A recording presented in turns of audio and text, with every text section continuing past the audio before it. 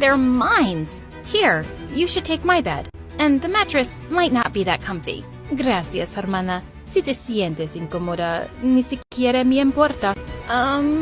You're welcome, I guess. On Monday, my parents enrolled Gabriella in my school. I had to babysit her the entire day. I was late to every class because she couldn't walk very fast, and explaining the situation repeatedly to the teachers was exhausting. It was also hard to communicate with her. And at home, sharing a room with her was awful. I had no privacy, and she snored. I hugged my pillows around my head, but nothing helped. I wanted to scream. When I couldn't take it anymore, I went downstairs to sleep on the couch. I was just about to doze off when I got a text from my boyfriend Trevor. Hey, wanna go out for a walk? I'm outside. We'd met a couple of months ago when we signed up for a karate class, and we'd been inseparable ever since. I quickly got dressed, making sure to be as quiet as a mouse and not wake up anyone. Then I slipped out the window and ran down the driveway. As soon as I saw him, I jumped into his arms. You will not believe the day I've had.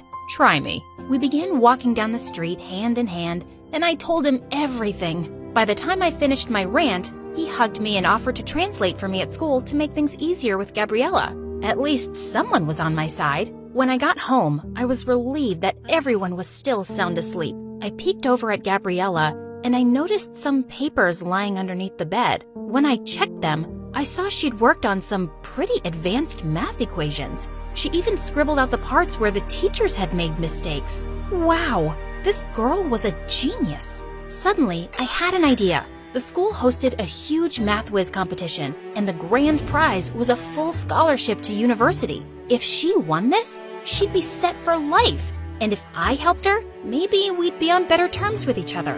The next day, I signed her name up and looked for her everywhere to tell her the news. I finally found her on the playground with Trevor. When I came over, Trevor put his arm around me, and suddenly her face dropped. Okay, good, you've met. Babe, I need you to tell her some amazing news for me. I excitedly told him everything, and before he even finished translating, Gabriella exploded. Hiciste qué?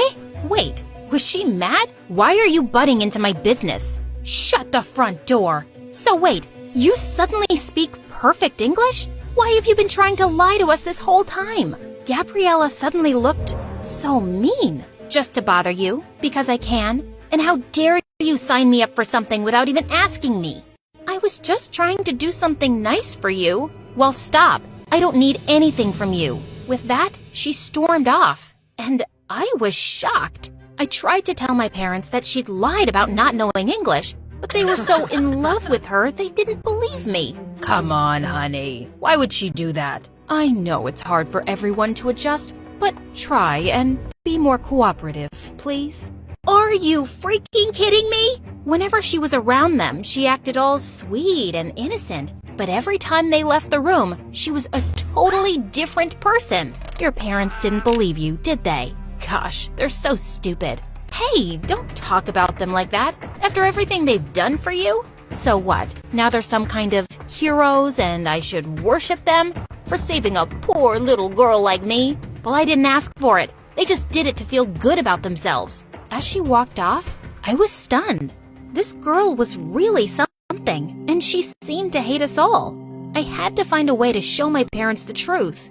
At school, I noticed that Gabby would often sneak off during lunch, so I decided to follow her one day and see what she was up to. I found her sitting in the music room by the piano. She was playing a soft tune, and I had to admit, she was really good. That's beautiful. What do you want? Answers, mostly. An apology would be nice too. You're not getting one. Can you please leave me alone? Why are you hiding out here? It's quiet, and people don't stare at me or pity me. Just then, she winced in pain, and I saw her rubbing her leg. Does it hurt a lot? All the time, but I don't want to talk about it. Okay, fine. And listen, I'm sorry for butting in about this competition, but I've seen your work, and you could actually win this thing. Think about your future. Don't do it for anyone else. Why do you even care? Believe it or not, but I think we're a lot alike. We're both stubborn, headstrong, and not easily scared of a challenge. In a perfect world, we might actually be friends. I doubt it, but I guess getting some independence won't be so bad for me. You've got nothing to lose, right? When the competition came around, Gabriella aced it.